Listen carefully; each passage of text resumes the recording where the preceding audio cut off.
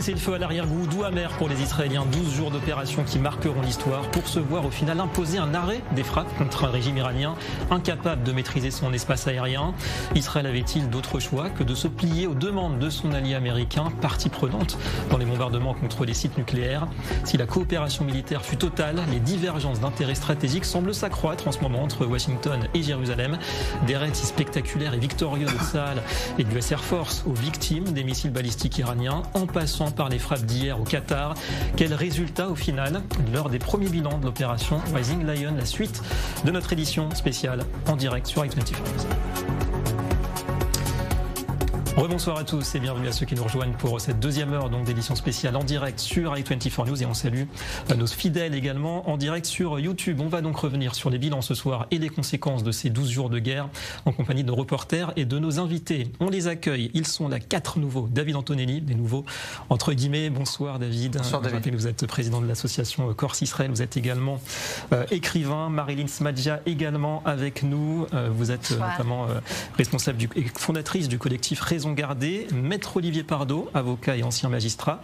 Ravi de vous retrouver, tout comme Rachel Bourlier. Merci d'être avec nous également. Vous êtes journaliste. Voilà, on est ravis de vous retrouver ce soir tous ensemble. Avant de vous entendre tous les quatre, eh bien, allons refaire un point sur la tragédie qui s'est malheureusement déroulée pas plus tard que ce matin dans le sud d'Israël, direction la ville de Beersheva, avec Christopher Barolin. Bonsoir Christopher, notre envoyé spécial sur place tout près de l'impact. C'est peu de temps donc avant l'entrée en vigueur de ce cessez-le-feu ce matin que l'Iran avait tiré plusieurs missiles dont l'un a fait 4 morts dans ces immeubles d'habitation de Beersheva. Oui, parmi ces 4 personnes tuées, Michal, 50 ans, son fils Ethan, 18 ans, et sa petite amie Noah. Ethan était un soldat de l'armée israélienne, il faisait son service militaire, comme la plupart des jeunes de 18 ans, mais il n'était pas sur une base de l'armée. Ici, ce n'est pas une base de l'armée, c'est une zone résidentielle. Et vous allez le voir, les dégâts sont importants. Donc, sur cet immeuble de 7 étages, ce sont les 5e et 6e étages qui ont été impactés par ce missile. On parle de 500-600 kilos d'explosifs qui ont complètement ravagé la façade de ce bâtiment, avec un souffle qui a causé des dégâts à peut-être 500 mètres à la ronde. Il y a des bâtiments tout autour de moi qui sont très endommagés. Il y a des vitres brisées, il y a des devantures de magasins complètement arrachés, alors qu'ils sont, ces magasins, à plus de 500 mètres de distance de ce point d'impact. L'un des missiles iraniens donc qui a touché directement ce bâtiment derrière moi, bâtiment totalement résidentiel, avec à l'intérieur seulement des personnes civiles, donc il faut le préciser. Le président de l'État, Yitzhak Herzog, s'est rendu sur place dans la matinée tout à l'heure. Il a dit que c'était l'un des missiles les plus lourds, les plus importants envoyés sur l'État d'Israël, qui a touché donc ce bâtiment derrière moi. Comme d'habitude, à chaque catastrophe comme celle-ci, il y a toujours cet élan de solidarité des associations, aider les habitants des bâtiments impactés tout autour, soit à réparer déjà les devantures de magasins, les fenêtres brisées, soit à remonter dans les appartements pour les aider à récupérer quelques affaires. Des scènes que l'on a déjà vues durant cette guerre des 12 jours, donc à Petah Tikva, mais encore ici donc ce soir à Beersheva, avec, on le rappelle, ce bilan important, 4 personnes tuées, 4 personnes qui se trouvaient dans les abris, mais comme vous l'avez vu sur ces images des filles Zarovski, ce sont les abris qui ont été visés, ne laissant aucune chance donc aux occupants de ces appartements. Dégâts impressionnants et donc 4 morts, ce bilan douloureux. Merci Christopher Barolin, un bilan douloureux qui aurait pu être encore bien plus grave au vu justement de la qualité entre guillemets des missiles iraniens. 400 kilos tout de même. Merci encore Christopher. On va faire un premier tour de table, mesdames, messieurs, ce soir. D'abord, vue d'Israël, votre ressenti par rapport à ces 12 jours de guerre, parce que c'est vrai qu'on retient des résultats impressionnants de Tsahal en Iran, et puis des bilans, encore une fois, qui sont douloureux, mais qui relèvent du miracle quand on voit les dégâts qui ont été provoqués contre les zones urbaines. Sentiment un petit peu amer de cesser le feu ce soir, David Antonelli, pour vous? Oui, parce qu'on n'a pas tous les tenants et les aboutissants de cesser le feu. On ne sait pas ce qu'il y a derrière, on ne sait pas quelle négociation il y a eu, pourquoi Donald Trump subitement veut se cesser le feu, sachant que, qu'on le veuille ou non, dans l'absolu, le régime des Mollahs est toujours là. Le cœur du programme nucléaire iranien, semblerait-il, c'est vrai, il y a eu 3 sites qui ont été pratiquement désintégrés, détruits par l'armée américaine, mais on a eu cette inquiétude un petit peu par rapport à notamment ces plusieurs centaines de kilos d'uranium enrichi qui auraient peut-être été déplacés ailleurs tant que finalement on n'a pas l'aboutissement, les informations complètes là-dessus, il reste une inquiétude.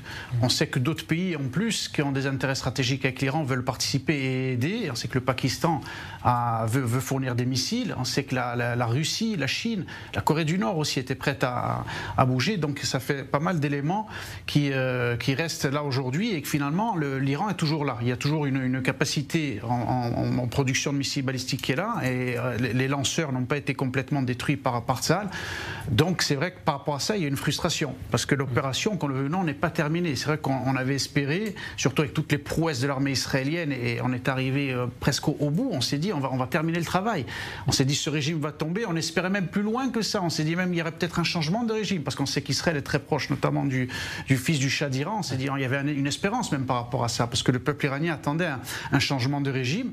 Mais là on dirait que tout s'arrête. Alors il y a des raisons, certainement, qu'on ne connaît pas, mais moi honnêtement je reste très frustré parce que je me dis on touchait au but. Alors je pense qu'il y a, pour ma part, j'ai pas toutes les informations, mais je pense que les États-Unis notamment, notre allié, ont peut-être sur ce coup-là eu peur d'un embrasement parce qu'il y a d'autres forces en présence, comme je l'ai dit, la Chine, la Russie, le Pakistan qui étaient prêtes vraiment à fournir. Ils ont fourni des missiles. Je peux vous dire ce soir que je sais d'une source sécuritaire, la Corée, les Chinois ont fourni des missiles très d'ailleurs qui ont été très compliqués pour notre système de défense à intercepter et ceux qui ont fait le plus de dégâts ces derniers jours.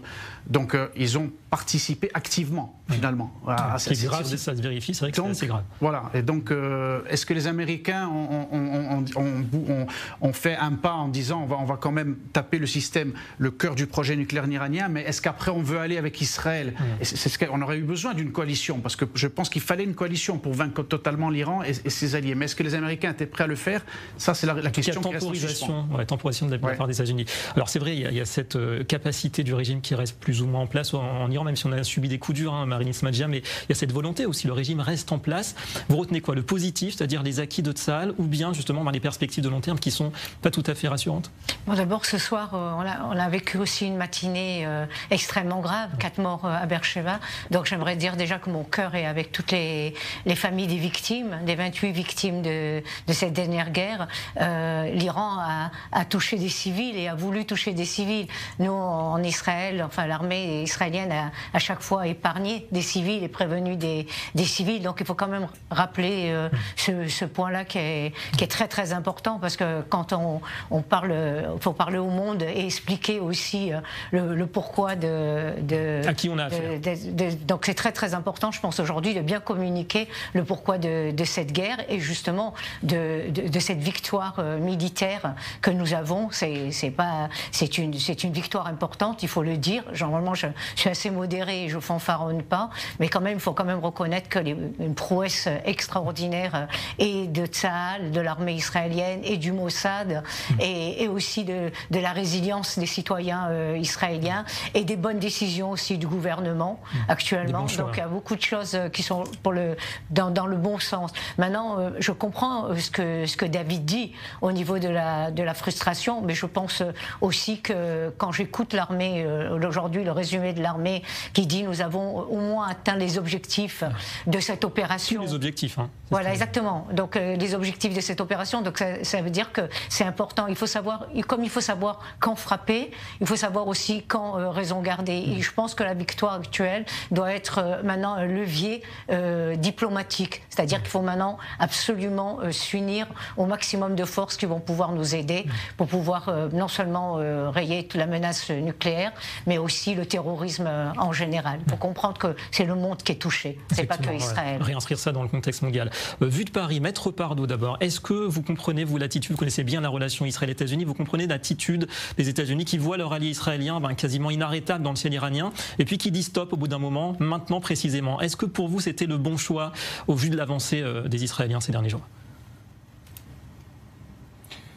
Oui, David, il faut d'abord saluer la victoire d'Israël, parce que quand il y a une guerre, il y a un vainqueur et un vaincu.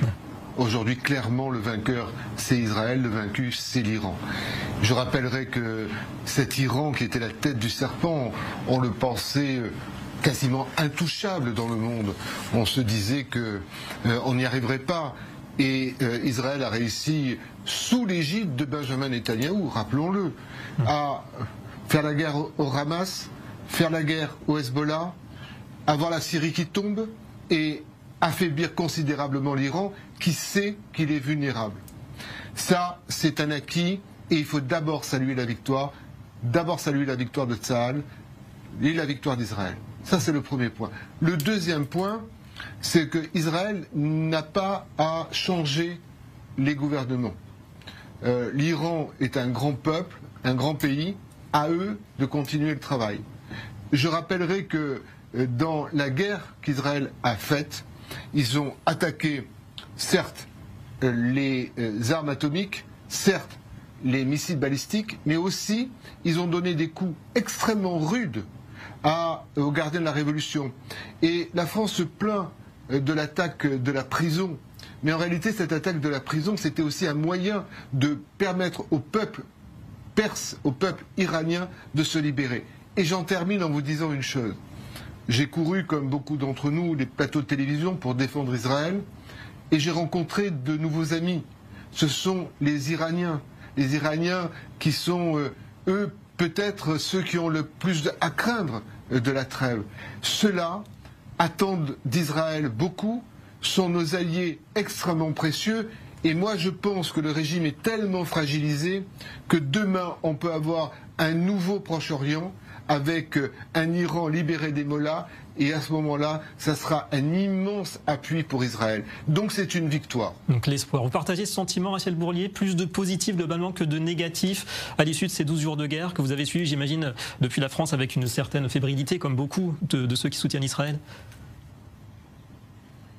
Alors absolument, le seul bémol, on reviendra sûrement là-dessus, ça a été l'attitude ces dernières heures de Donald Trump. Mais alors moi, je pense que tout n'est pas joué sur le changement de régime en Iran, parce qu'il y a encore une carte à jouer, en effet, sur ce qui va se passer, en effet, au niveau de Khomeini. Il est vieux et ce qui s'est passé avec le Mossad, ça l'a apparemment énormément perturbé. Il est amoindri et il deviendrait même apparemment, il perdrait même la tête et il deviendrait même sénile. Et il aurait donné les pouvoirs aux gardiens, la révolution, aux gardiens de la révolution. Et il se dirait que il y aurait en interne des remplaçants qui risqueraient, ça se jouerait entre son fils qui risquerait peut-être de prendre sa succession ou son petit-fils et c'est peut-être même un plus pour le peuple iranien et bien évidemment on entend des voix qui aimeraient que le fils du dernier Shah d'Iran prenne la succession, puisqu'il s'est porté volontaire, mais ça sera bien évidemment au peuple iranien de le décider. Et il y a une voix qu'on n'a pas assez entendue et qui pourtant de la prison d'Evin lui a porté sa voix, c'est le militant iranien, permettez-moi de dire son nom, je voudrais pas l'écorcher, c'est Mostafa Tajladeh qui a dit, c'est une des figures emblématiques du camp réformiste, vice-président de l'Intérieur sous la présidence de Khatami, qui a dit que aujourd'hui il y a en effet une réforme du pays qui est possible, et pour cela il faudrait bien évidemment éviter que le pays soit totalement détruit par les mollahs et par tout ce qui s'est passé ces dernières semaines, ces derniers jours. Et donc en effet il faut bien être vigilant et faire confiance au peuple iranien, dont penser que les mollahs vont rester en place, ça serait sous-estimer le peuple iranien qui n'a pas envie de rester sous le joug des ayatollahs, et contrairement à ce qui se passe en Europe, et écoutez Donald Trump penser qu'il faut laisser les mollahs rester au pouvoir et certains dirigeants européens, c'est une erreur. Donc miser peut-être sur un soulèvement populaire, on a essayé à plusieurs reprises. Il risque il risque d'avoir, pardonnez-moi, un effet Gorbatchev dans les prochains jours. À la fin des années 80, la chute du RSS, effectivement parallèle, qui peut être pertinent. En tout cas, ça peut se jouer, c'est vrai, on l'a entendu, entre le fils de Khamenei et le petit-fils de Khomeini, donc l'ayatollah précédent. David Antonelli, votre avis sur ça? Est-ce qu'il faut miser justement sur un soulèvement interne en Iran, en sachant que ça a échoué à plusieurs reprises depuis 2009 et même peut-être avant, ou bien est-ce qu'il faut déjà se préparer au prochain round côté israélien, c'est-à-dire que le régime iranien forcément va tirer les leçons de ce qui s'est passé, ce sera difficile de faire le même coup, donc il faut déjà préparer le coup suivant côté israélien? Oui, tout à fait. La question de savoir justement si est-ce qu'il y aura une deuxième confrontation. Il est évident que, alors on se parle, si le régime de Mollah reste en place, il fera tout, bien entendu, pour arriver à ses objectifs, comme on le sait, qui est la destruction d'Israël, et avoir la possibilité, que ce soit dans quelques mois, que ce soit dans plusieurs années, on le sait déjà, d'avoir l'arme nucléaire, bien évidemment. Comme on le sait, il y a des pays qui ont proposé de leur fournir. Donc c'est ça qu'il faut faire attention aussi, c'est que l'Iran, aujourd'hui, a des partenaires stratégiques qui, finalement, pour sauver leur bloc, seraient capables de leur fournir des missiles avec une ogive nucléaire. Donc il faut faire attention à ça aussi. C'est-à-dire qu'on n'est plus dans un calcul où l'Iran, finalement, va peut-être, si ça tenait qu'à lui, qu'il fallait qu'il reconstitue toute une structure nucléaire, et bien entendu qu'on a certainement peut-être le temps. Mais le problème, même si on a souligné la tiédeur du soutien russe et même chinois ces derniers jours envers l'Iran, vous pensez que c'est juste une posture et que concrètement, il y a un vrai soutien? C'est une posture. Je pense que la Chine, la Russie, et notamment et aussi le Pakistan, surtout par idéologie. On est plus, mais du moins la Russie et la Chine sont vraiment des partenaires stratégiques de l'Iran et ils n'ont pas intérêt à ce que l'Iran tombe, donc ils veulent les maintenir.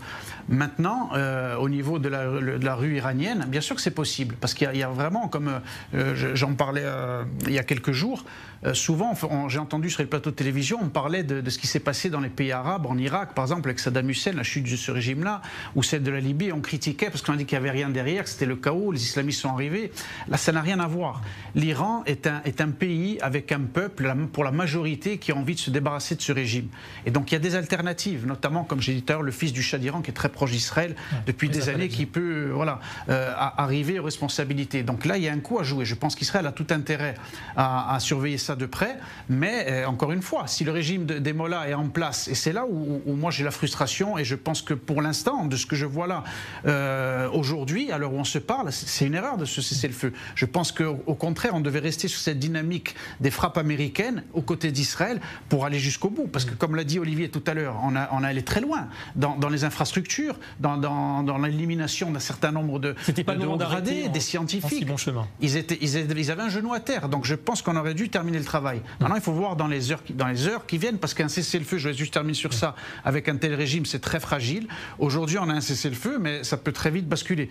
Donc il faut surveiller ça de près, voir comment ça va se passer dans les semaines, dans les mois qui arrivent. Un entre-deux fragile, effectivement. Marilyn Smadja, est-ce qu'Israël est dans son rôle lorsqu'il envoie un signal aux opposants au régime? On a vu la prison d'Evin qui a été ciblée, on a vu aussi cette fameuse horloge sur la place Palestine à Téhéran qui marquait un petit peu le décompte, le compte à rebours avant la fin d'Israël dont rêve le régime.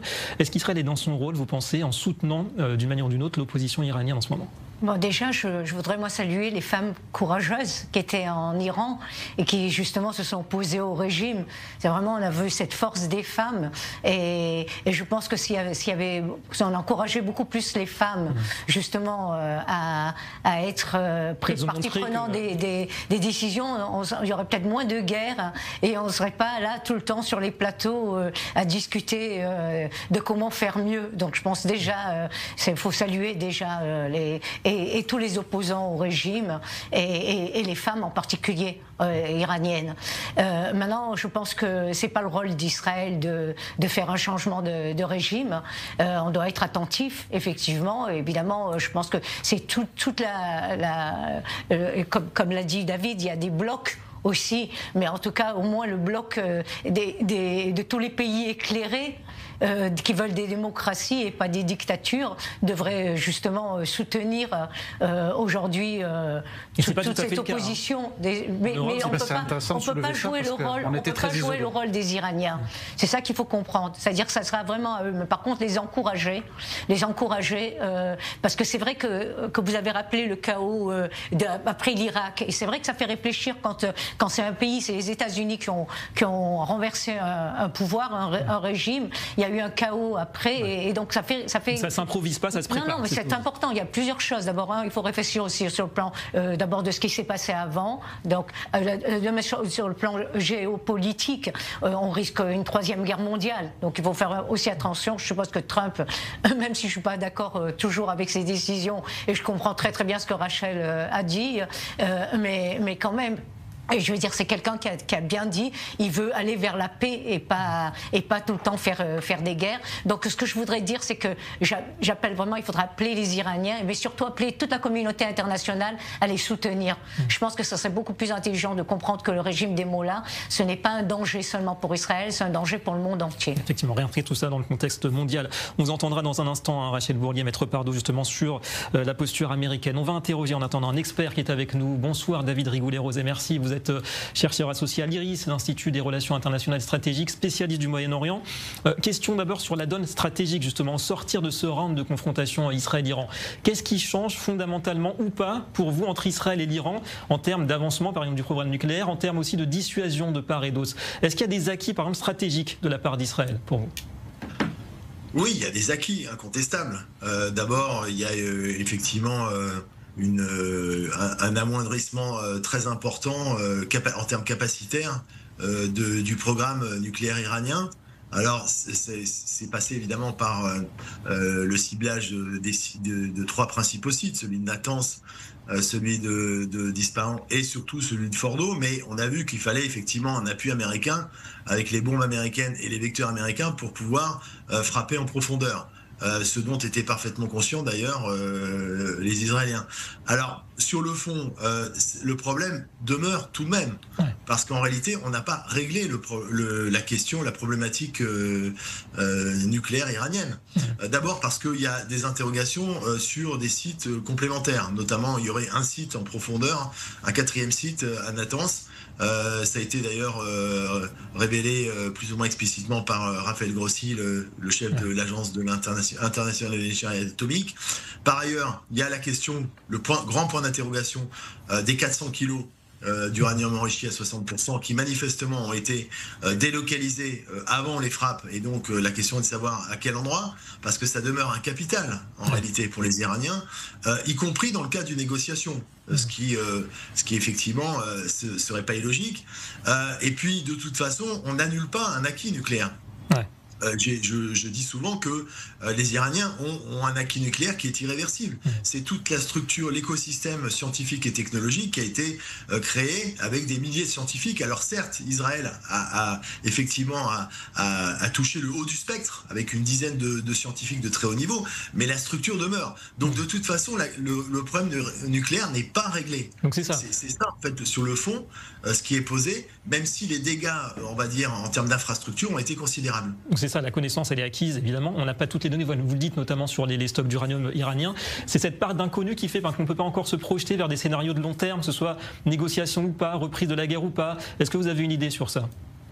Oui, d'abord, il va y avoir une évaluation à faire sur la dégradation des infrastructures, savoir, parce que évidemment c'est présenté par Donald Trump comme un succès spectaculaire et total, le Pentagone est beaucoup plus circonspect quand même. Il y a incontestablement une réussite de l'opération qui est magistrale dans sa modalité, mais la question est de savoir jusqu'où cette dégradation existe, parce que Raphaël Grossi que j'évoquais tout à l'heure, quand il parlait du site de Fordo, il évoquait le fait que, et c'était fait exprès par les Iraniens, il avait fait descendre jusqu'à 800 mètres et non pas 80. Donc on voit bien que l'enjeu est quand même considérable. Et d'ailleurs, Shamkhani, qui est un conseiller du guide, a dit qu'en réalité, 3 éléments étaient intacts, c'est-à-dire il y a le stock lui-même, il l'a rappelé, qu'effectivement il avait été déplacé en temps utile. Il y a l'écosystème scientifique et technologique qui demeure, même si beaucoup de scientifiques ont été éliminés. Et puis il y a la volonté politique. Et là va se poser la question par rapport au TNP, au traité de non-prolifération nucléaire, puisqu'il y a un débat qui... en Iran qui justement pousse à sortir du TNP et à maintenir le programme tel qu'il est aujourd'hui. C'est vrai que c'est le même régime qui reste en place. Un petit mot rapide de conclusion sur ça, parce que concernant l'engagement des États-Unis, le calibrage, est-ce qu'il vous semble pertinent cet engagement strictement limité aux sites nucléaires de la part de Donald Trump ? Ah bah c'était explicite de sa part. Il ne voulait pas relancer une guerre, relancer les États-Unis dans une guerre au Moyen-Orient. Et donc il a été obligé d'arbitrer, effectivement, en ciblant spécialement les sites nucléaires de manière décisive et uniquement les cibles nucléaires, parce que justement sa base MAGA de toute façon ne lui reprochait déjà de lancer une opération militaire. Donc ça a été habillé sous la forme d'une diplomatie par la force, mais il n'a pas du tout l'intention. D'ailleurs, il a repris sur l'idée de changement de régime. Il n'est pas dans une logique de changement de régime. Ouais, c'est ça qui vous rend notre effectivement au sortir de ces 12 jours. Merci beaucoup David Rigoulet-Ros pour cette analyse en direct ce soir dans notre édition spéciale. Un commentaire, Maître Pardo, avec vous, parce que cette frilosité de Donald Trump a frappé l'Iran durablement et notamment la tête du régime. Est-ce que c'est compatible pour vous avec l'intérêt sur le long terme de la sécurité d'Israël? En quelques mots. D'abord, il faut revenir au démarrage. Bon, il y a une... je vais peser mes mots pour qu'ils ne soient pas humiliants. Il y a eu une manipulation, en tous les cas, une grande habileté de Benjamin Netanyahou qui a, en quelque sorte, forcé la main de Donald Trump. C'est-à-dire que Donald Trump a été lui-même dans l'obligation de soutenir la position d'Israël, car c'est Israël qui a fait le travail. C'est Israël qui a initié au 61e jour de la négociation la possibilité d'agir. Et ensuite, il a été obligé de saluer les prouesses de l'armée israélienne. Sans faire de la psychologie de comptoir, Donald Trump est comment dire, un mâle alpha, et il ne pouvait pas ne pas participer à cet exploit. Quand Israël a eu besoin de lui pour bombarder ces sites qui ne pouvaient être accessibles que par cette fameuse bombe. Et à partir de là, il y avait une dette d'Israël vis-à-vis de Donald Trump. Et en plus ça, les Iraniens ont eu l'habileté d'agir contre le Qatar, contre les bases qui sont au Qatar, et on sait les liens entre Donald Trump et le Qatar. Donc il y a un calcul très précis. Où l'histoire, rapidement, où l'histoire va se poursuivre. L'histoire va se poursuivre, c'est que évidemment que le Mossad est toujours en Iran, évidemment que les révolutions de palais vont peut-être démarrer, et qu'ensuite on va poursuivre sur ça juste après la pause. Très courte pause, on se retrouve juste après pour parler encore une fois de ce face-à-face israélien.